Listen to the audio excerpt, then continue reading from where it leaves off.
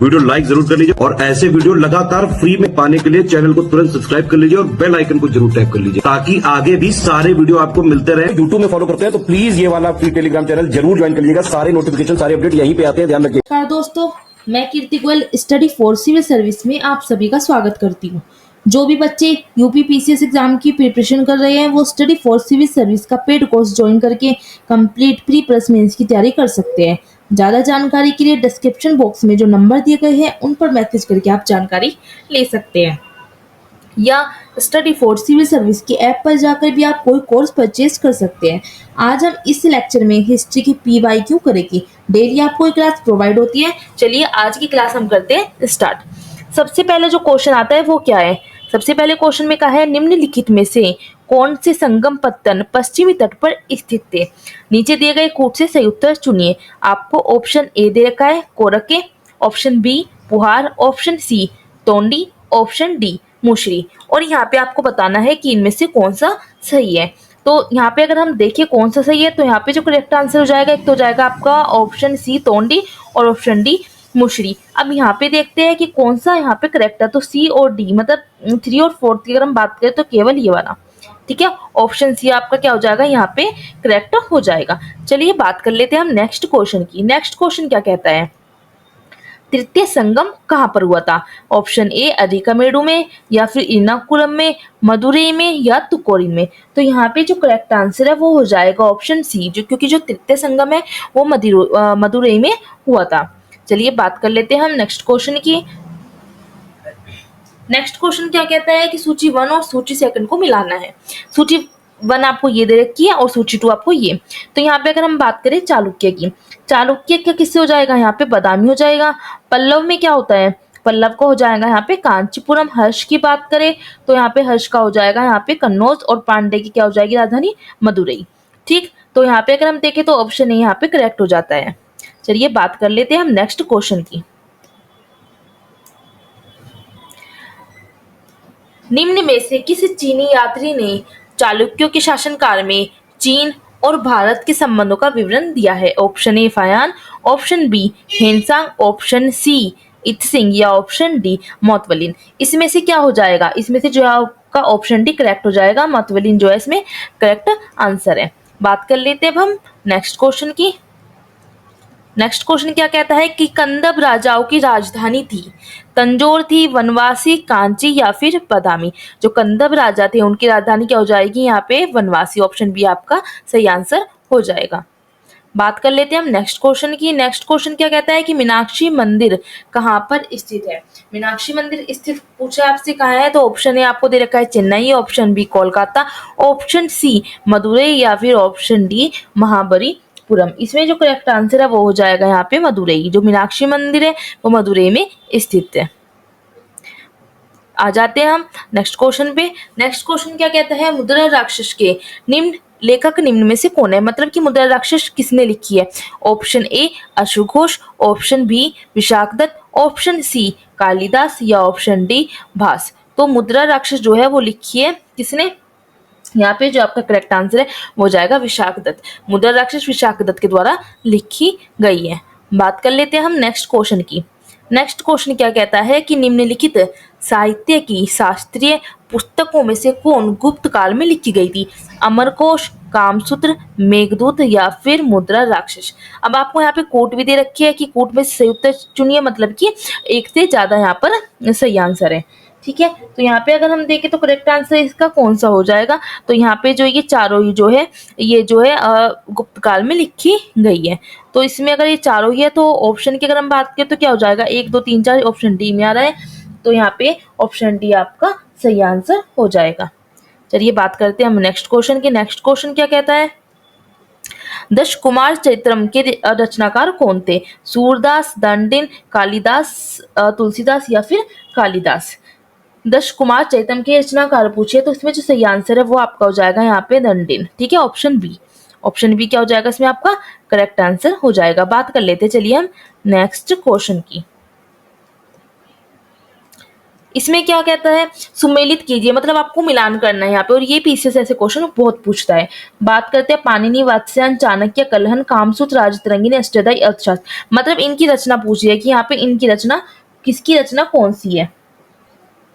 चलिए तो देख लेते हैं, यहाँ पे जो पाणिनि है उनकी रचना कौन सी हो जाएगी, अष्टाध्यायी है, ठीक है ना। तो ए का हो जाएगा ऑप्शन यहाँ पे 3। और अगर हम बात करें वात्स्यायन, वात्स्यायन की जो है रचना वो कौन सी हो जाएगी, वो हो जाएगी कामसूत्र।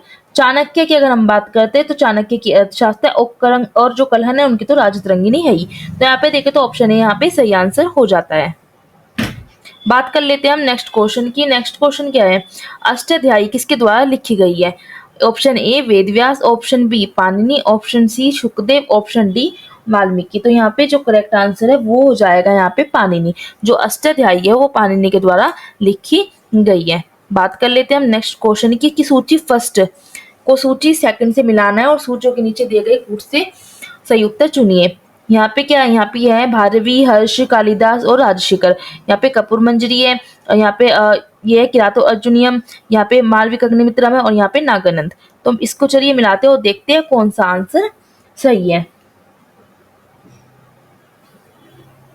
देखिए यहाँ पे ऑप्शन ए का जो हो जाएगा वो हो जाएगा बी, ठीक है ना।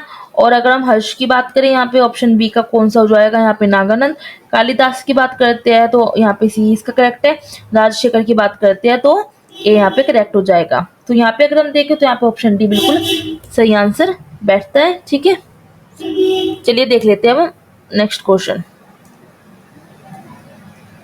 नेक्स्ट क्वेश्चन क्या कहता है, वराहमिहिर की पंच सिद्धि जो सिद्धिका है वो आधारित है, किस पे आधारित है ये, पार्शियन ज्योतिर्विद्या पर, यूनानी ज्योतिर्विद्या पर, ईरानी ज्योतिर्विद्या पर, या फिर मेसोपोटामियन ज्योतिर्विद्या पर। पंच सिद्धांतिका जो है वो वराहमिहिर की, और ये किस पे आधारित है, तो यहाँ पे जो सही आंसर है वो क्या हो जाएगा, यह यूनानी ज्योतिर्विद्या पर आधारित है।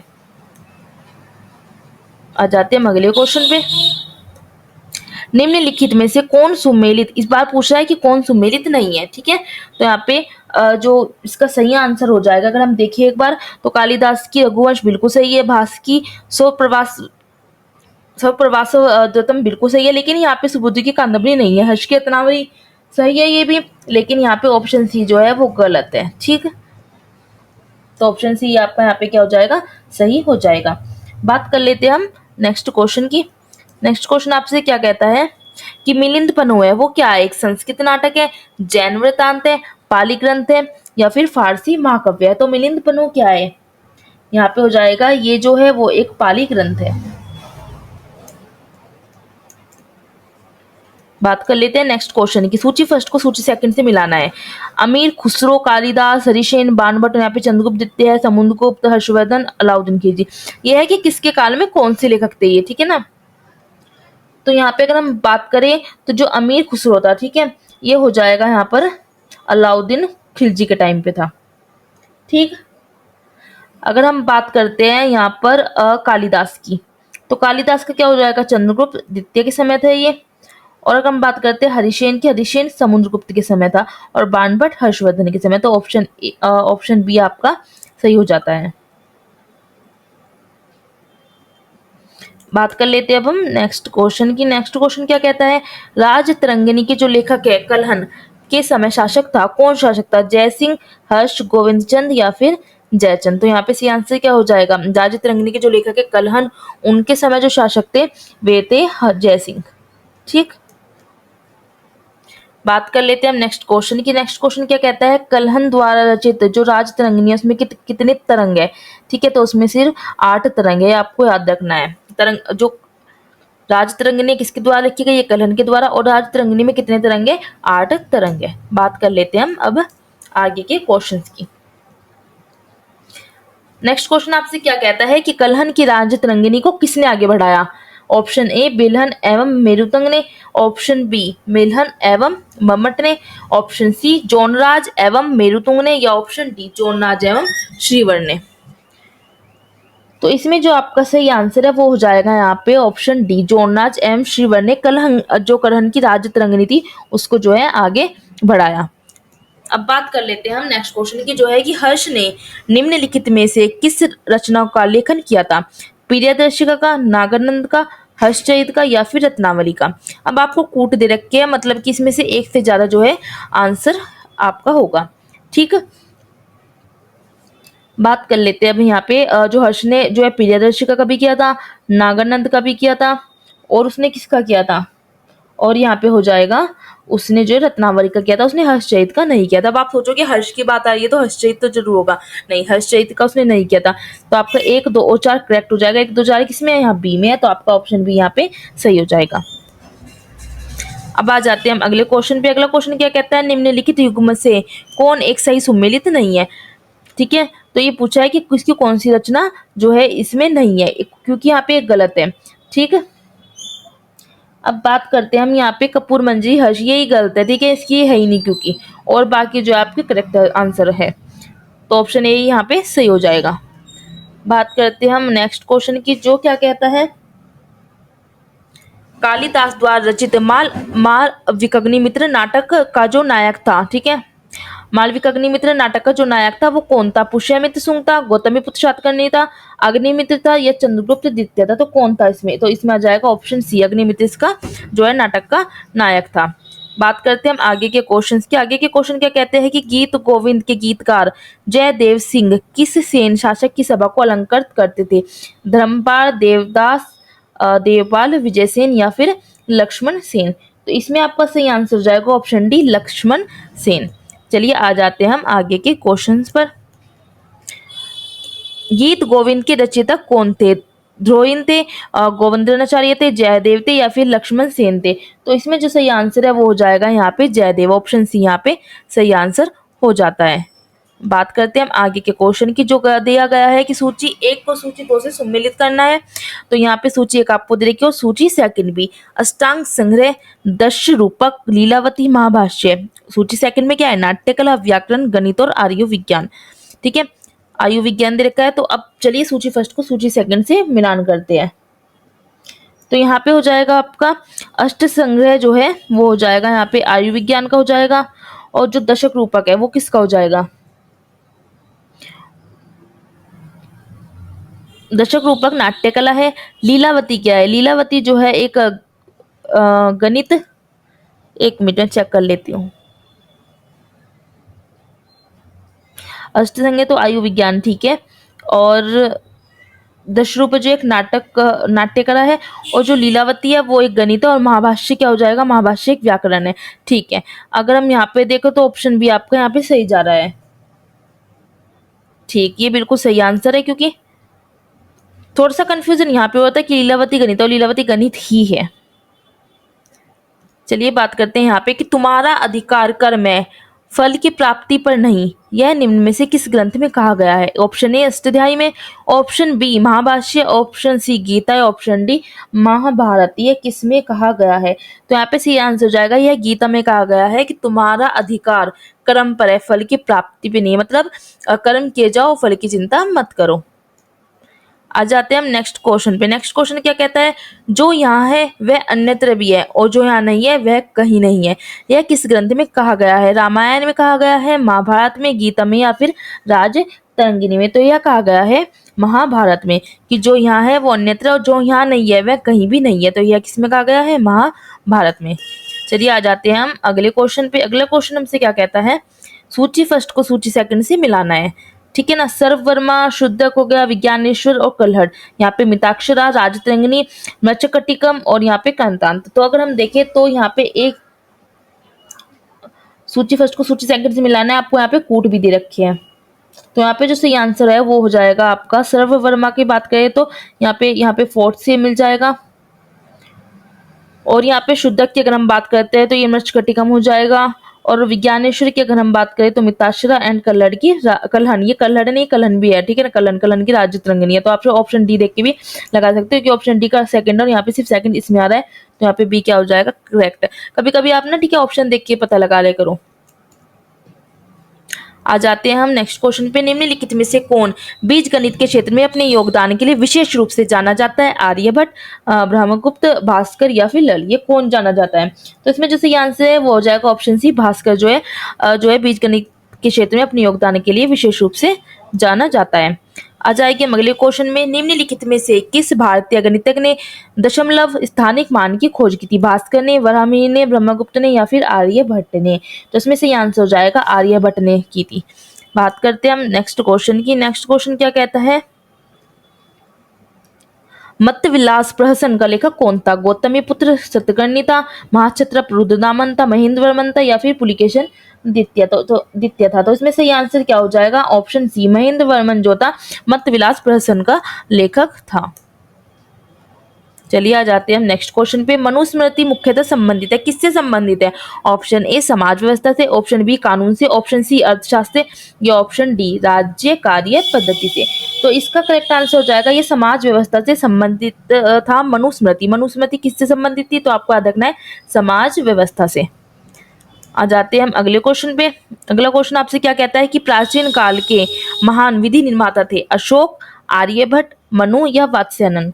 तो कौन थे इसमें? इसमें हो जाएगा आपके जो मनु थे वो प्राचीन काल के महान विधि निर्माता थे। तो ऑप्शन सी सही आंसर आपका हो जाएगा। बात करते हैं हम नेक्स्ट क्वेश्चन की। नेक्स्ट क्वेश्चन क्या कहता है कि निम्नलिखित में से किसी भारत का प्रथम विधि निर्माता जो है माना जाता है? तो इसमें हो जाएगा आपका ऑप्शन बी, जैसे कि मैंने आपको पहले बताया मनु को जो है प्रथम विधि निर्माता ही माना जाता है। शून्य की खोज की थी रोमवासियों ने, चीनियों ने, भारतीयों ने या फिर सुमेरियों ने? तो जो शून्य की खोज थी वो भारतीयों ने ही की थी। आ जाते हैं हम अगले क्वेश्चन पे। निम्नलिखित में से कौन सा एक जोड़ा सम्मिलित नहीं है? तो बात करते हैं यहाँ पे लाइफ ऑफ हेनसोंग हुई की है, बिल्कुल सही है। द नेचुरल हिस्ट्री टॉलेमी की नहीं है, ये गलत हो जाएगा। हिस्टोरियन फिलिपिकर ये पॉम्पस ट्रॉगस की बिल्कुल सही है। दस्टिस हेरोडोटस की ये भी सही है। ठीक है, तो ये जो आपका ऑप्शन बी है ये गलत है और ये आपका यहाँ पे सही आंसर हो जाएगा। बात करते हैं हम निम्न में से सबसे प्राचीन वाद्य यंत्र। सबसे प्राचीन वाद्य यंत्र कौन सा है? सितार है, वीणा है, सरोद है या फिर तबला है? तो सबसे जो पुराना वाद्य यंत्र है वो हो जाएगा वीणा। याद रखना है सबसे पुराना वाद्य यंत्र वीणा है। बात करते हैं हम नेक्स्ट और इस लेक्चर के लास्ट क्वेश्चन की, जो है निम्नलिखित में से कौन सा शासक पृथ्वीराज चौहान के नाम से प्रसिद्ध है? देखिए पृथ्वीराज चौहान के नाम से पता है सबको, पृथ्वीराज ही फेमस है, लेकिन पृथ्वीराज प्रथम है, द्वितीय है या फिर तृतीय है? ये भी तो आपको पता होना चाहिए। तो इसमें जो है पृथ्वीराज तृतीय है, यहाँ पे याद रखना है ना लास्ट वाला, ठीक है, वो पृथ्वीराज चौहान के नाम से प्रसिद्ध है। कौन सा? पृथ्वीराज तृतीय। तो आज के लेक्चर में हम इतने ही क्वेश्चंस देखेंगे। नेक्स्ट लेक्चर में हम आगे के जो है क्वेश्चन को सॉल्व करेंगे। तो मैं आपको एक यहाँ पे जो इन्फॉर्मेशन देने जा रही हूँ वो क्या है कि अगर आप ये वीडियो ये लेक्चर देखें तो जाहिर सी बात है आप पीसीएस यूपीएससी की प्रिपरेशन ही कर रहे होगे। अगर आप पीसीएस की आरओ की प्रिपरेशन कर रहे हैं या फिर आप बीईओ की प्रिपरेशन कर रहे हैं, अगर आपको पीसीएस आरओ बीईओ की सिलेक्शन तक की तैयारी करनी है, ठीक है ना, तो सिर्फ और सिर्फ आपको क्या करना है, आपको क्या ज्वाइन करना है? आपको स्टडी फॉर सिविल सर्विस की अगर आप पेड कोर्स को ज्वाइन करके अगर आप एग्जाम तक ना स्ट्रिक्टली फॉलो कर लोगे तो आपका सिलेक्शन आराम से हो जाएगा। तो ज्वाइन करें सिर्फ और सिर्फ स्टडी फॉर सिविल सर्विस को। चलिए मिलते हैं हम